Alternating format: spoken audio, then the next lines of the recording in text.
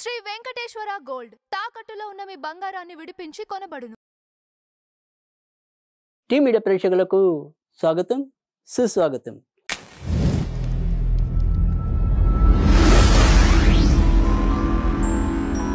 దినదర్శిని కార్యక్రమంలో ఆగస్టు 23వ తారీఖు శనివారం పంచాంగం ఫలితాలు, పరిహారాలు వీటికి సంబంధించిన వివరాల్లోకి వెళ్తే ఈరోజు సూర్యోదయం అనేది ఉదయం 6:04 సూర్యాస్తమం అనేది సాయంకాలం 6:33 అమావాస్య ఉదయం 11:36 వెళ్ళిపోతుంది. ఆ పైన మరి భాద్రపద మాసం ప్రారంభం అవటం అనేది కూడా ఉంటుందన్నమాట.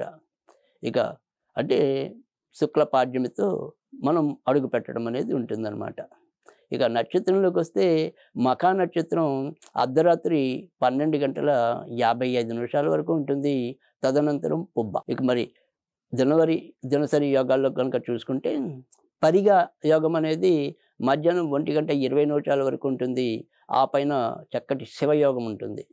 ఇక మంచి ముహూర్తాల విషయానికి వస్తే బ్రహ్మ ముహూర్తం అనేది తెల్లవారుజామున 4:32 నుంచి 5:18 వరకు ఉంటుంది. అభిజిత్ లగ్నం అనేది ఉదయం 11:54 ప్రారంభమై మధ్యాహ్నం 12:44 వరకు ఉంటుంది. అమృత గడియల విషయానికి వస్తే కనుక రాత్రి 10:27 ప్రారంభమై రాత్రి 12:05 వరకు ఉంటుంది. విజయ ముహూర్తం ఎప్పట్లాగానే మధ్యాహ్నం 2:23 ప్రారంభమై 3:13 వరకు కూడా సాగుతుంది. ఇక ప్రత్యేక యోగాల్లో ఈరోజు మంచి యోగం పద్మయోగం అనేది రాత్రి 12:55 వరకు ఉంటుంది. ఇక అశుభ ముహూర్తాల విషయానికి వస్తే వర్జం అనేది అర్ధరాత్రి ఉంది కనుక అంత బెంగపడక్కర్లేదు. వర్జం అనేది అర్ధరాత్రి 12:35 నుంచి మరి రాత్రి 2:14 వరకు ఉంటుంది. అయితే ముందు మధ్యాహ్నం కూడా ఉంటుంది. అది ఇంచుమించు 12:32 నుంచి 2:02 వరకు కూడా ఉంటుంది. ఇక దుర్ముహూర్తం అనేది ఈరోజు శనివారం కాబట్టి సూర్యోదయం నుంచి కూడా ఉంటుంది. సూర్యోదయం 6:04 అక్కడి నుంచి 7:44 వరకు కొనసాగుతుంది. రాహుకాలం ఉదయం 9:10 ప్రారంభమై 10:44 వరకు ఉంటుంది. మరి తారాబలం విషయానికి వస్తే కనుక ఈరోజు మరి మఖా నక్షత్రం అర్ధరాత్రి 12:55 వరకు కనుక ఇది ఎవరికి అనుకూలం అనేది కనుక చూసుకుంటే మనకి మేష రాశిలో ఇద్దరికి కూడా అనుకూలమే. అశ్విని నక్షత్రానికి తప్ప భరణి కృత్తిక ఇద్దరికి అనుకూలం. ఇక వృషభ రాశి విషయానికి వస్తే కనుక కృత్తిక నక్షత్రం వారికి, మృగశిర నక్షత్రం వారికి అనుకూలం. మిథున రాశి విషయానికి వస్తే కనుక మృగశిర నక్షత్రం, పునర్వసు నక్షత్రానికి అనుకూలం. కర్కాటక రాశి విషయానికి వస్తే కనుక పునర్వసు నక్షత్రం, ఆశ్లేష నక్షత్రానికి అనుకూలం. సింహరాశి విషయానికి వస్తే కనుక ఉత్తర, పుబ్బ నక్షత్రాలకు అనుకూలం. కన్యా రాశి విషయానికి వస్తే కనుక చిత్త నక్షత్రం మరియు ఉత్తర నక్షత్రానికి అనుకూలం. తులారాశి విషయానికి వస్తే కనుక కేవలం స్వాతి నక్షత్రం తప్ప మిగతా 2 నక్షత్రాలకి అనుకూలం. వృశ్చిక రాశి విషయానికి వస్తే కనుక విశాఖ మరియు జ్యేష్ఠ నక్షత్రాలు ఇద్దరికి అనుకూలం. ధనుర్రాశి విషయానికి వస్తే కనుక పూర్వాషాఢ, ఉత్తరాషాఢ ఇద్దరికి అనుకూలం. మకర రాశి వారికి అయితే కనుక శ్రవణ నక్షత్రానికి తప్ప మిగతా 2 నక్షత్రాలకు అనుకూలం. కుంభరాశి విషయానికి వస్తే కనుక పూర్వభద్ర నక్షత్రం, ధనిష్ట నక్షత్రానికి అనుకూలం. మీనరాశి విషయానికి వస్తే కనుక రేవతి నక్షత్రం మరియు పూర్వభద్ర 4వ పాదం వారికి అనుకూలం. ఇక ఈరోజు తారాబలం విషయానికి వస్తే కనుక ఈ రకంగా ఉంది.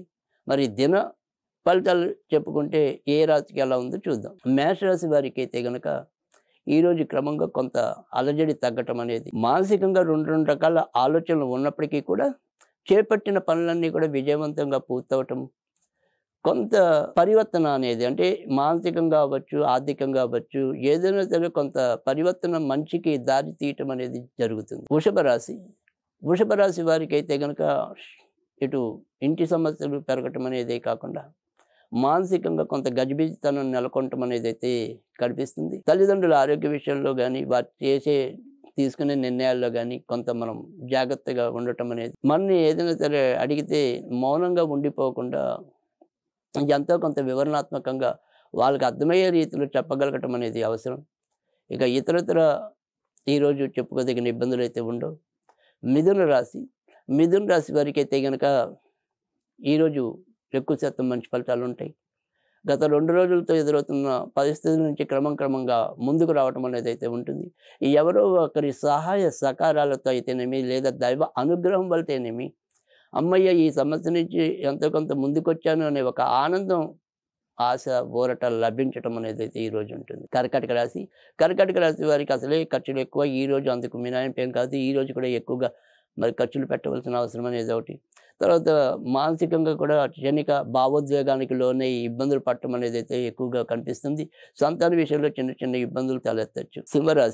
సింహరాశి వారికైతే గనుక ఈరోజు ఎక్కువ శాతం మంచి ఫలితాలు ఉంటాయి.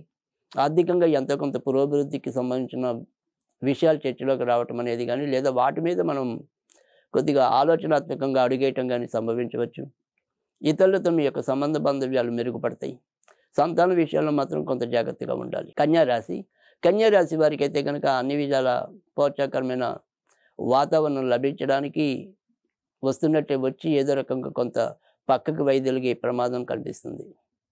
అలాగే లాభాల విషయంలో మనం ఎంత లాభం గడించినప్పటికీ కూడా అది సద్వినియోగం కావటం లేదే అనే ఒక బాధ మిమ్మల్ని చుట్టుముడుతుంది. ఇంకా అప్పటికప్పుడు ఏదైనా సరే విదేశాల్లో ఉన్న వాళ్ళకి ఏదైనా సరే అప్పటికప్పుడు సమస్యలు ఉత్పన్నం కావడానికి కూడా అవకాశాలు లేకపోలేదు.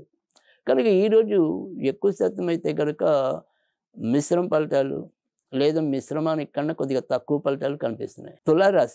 తులారాశి వారికి అయితే కనుక ఈరోజు చేపట్టిన ఏ పని అయినప్పటికీ కూడా ఎక్కువ శాతం మంచి ఫలితాలు ఉన్నాయి. వృత్తి ఉద్యోగాల్లో మార్పులు ఉన్నా కూడా అవి శిరోధార్యం అన్నట్టుగానే ఉంటాయి తప్ప భయపడేలాగా ఉండవు, బెంగపడేలాగా ఉండవు. ధార్మిక చింతన పెరుగుతుంది. పెద్దవాళ్ళ యొక్క అండదండలు మీకు పుష్కలంగా లభిస్తాయి. వృశ్చిక రాశి వారికి ఉద్యోగాల్లో మార్పులు ఉంటాయి. కొత్తగా ఉద్యోగం రావాలనుకున్న వారికి స్థాన మార్పులతో ఉద్యోగాలు లభించవచ్చు. ఇక భక్తి శ్రద్ధలతో మీరు నమ్ముకున్న దైవం ముంగిట మీ యొక్క మనసును విప్పి మాట్లాడుకోగలుగుతారు. దానికి తగ్గట్టుగా దేవుడు ఎంతో కొంత మీకు స్పందన కలిగించడం అనేది అయితే ఉంటుంది. అది దేవుడు అంటే దేవుడని నమ్మేవాడికి దేవుడు, లేదు స్నేహితులు, మన ఆప్తులు, ఇలా ఎవరో ఒకరి రూపంలో మీకు ఈరోజు ఎంతో కొంత ఊరట లభించడానికి అవకాశాలు ఎక్కువగా కనిపిస్తున్నాయి. ధనుర్రాశి వారికి అయితే కనుక ఈరోజు ఎక్కువ శాతం మంచి ఫలితాలు ఉంటాయి. ఆధ్యాత్మిక చింతన పెరుగుతుంది. మానసికంగా దృఢం అవుతారు. ఇక ఇతరులతో మనం ఏది చేయాలో అది చేసి ముందుకు రావటం అనేది అయితే కనిపిస్తుంది. మకర రాశి వారికి అయితే కనుక ఆరోగ్య విషయంలో చాలా జాగ్రత్తగా ఉండాలి. ఇప్పటికే మరి రవికేతువులు ఇద్దరు కలిసి ఈరోజు మరి అష్టమ స్థానంలో మరింత చంద్రుడు కూడా కలవటం ఉంది కనుక ఇటు వాహనాలు నడిపేప్పుడు జాగ్రత్తగా ఉండాలి. తర్వాత మరి ఏదైనా సరే క్షణిక భావోద్వేగాల వల్ల, ఆకస్మిక కోపతాపాలు పెరగటం వల్ల కూడా అది మీ యొక్క ఆరోగ్యం మీద పొడసూపే ప్రమాదం లేకపోలేదు. కనుక ఎలా చూసుకున్నప్పటికీ కూడా ఈరోజు జాగ్రత్తగా ఉండాలి. అలాగే కొత్త పెట్టుబడులకి ఈరోజు అనుకూలమైన సమయం అయితే ఎంత మాత్రం కాదు. షేర్ మార్కెట్లు, స్పెక్యులేషన్స్ కూడా యోగించవు. కుంభరాశి వారికి అయితే కనుక ఈరోజు మిశ్రమ ఫలితాలు ఎక్కువగా కనిపిస్తున్నాయి. నాన్నగారి ఆరోగ్య విషయంలో కొంతవరకు జాగ్రత్తగా ఉండాలి. భార్యాభర్తల మధ్య ఏవైనా సరే విభేదాలు ఎక్కువగా చోటు చేసుకునే పరిస్థితి అయితే లేకపోలేదు. అయితే ఇతరత్ర మాత్రం ఎక్కువ శాతం మంచి ఫలితాలు కనిపిస్తున్నాయి. మీనరాశి వారికి అయితే కనుక వృత్తి ఉద్యోగాల్లో మంచి ఫలితాలు ఉంటాయి. కానీ ఇటు వైరల్ ఫీవర్ కానీ, డెంగ్యూ ఫీవర్ కానీ ఇలా ఏవైనా సరే తాత్కాలికంగా వచ్చే అనారోగ్య సమస్యలు ఏమైనా రావచ్చు, కానీ ప్రమాదం అయితే కాదు. ఆరోగ్యంగా కొంతవరకు అనారోగ్య బారిన పడే సూచనలు అయితే ఉంటాయి. కానీ ఇతరత్ర మాత్రం చాలా మంచి కాలం. ఇటు ఉద్యోగాల్లో ఉన్న వాళ్ళకైతే కనుక చాలా బాగుంటుంది. అలాగే రాజకీయ రంగంలో ఉన్న వాళ్ళకి కూడా ఈరోజు కొంత మంచి ఫలితాలు పెరిగే సూచనలు అయితే కనిపిస్తున్నాయి. ఇక ఈరోజు మరి విశేషాల్లోకి వస్తే కనుక ఈరోజు మరి శనివారంతో కూడిన అమావాస్య.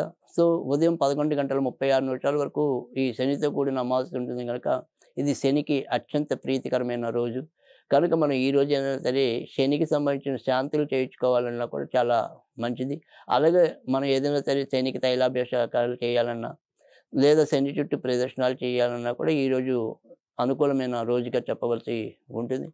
అందులో ఇప్పటికే మరి ఏదైనప్పటికీ కూడా ధనుర్రాశి వారికి అర్ధాష్టమ శని, మరి సింహరాశి వారికి అష్టమ శని, ఇక కుంభము, మీనము, మేషం వాళ్ళకి ఏలినాటి శని, ఇలా ఈ 5 కూడా ముఖ్యంగా ఈ శనితో కొద్దిగా ఇబ్బంది పడుతున్నారు. కనుక వీళ్ళు శనికి సంబంధించిన పూజలు చేసుకోవటం, లేదా మరి శివాలయాల్లో అభిషేకం చేసుకోవడం, కాలభైరవుని పూజించడం, ఇవన్నీ కూడా ఈరోజు సత్ఫలితాలు ఇవ్వటం అనేది అయితే జరుగుతుంది.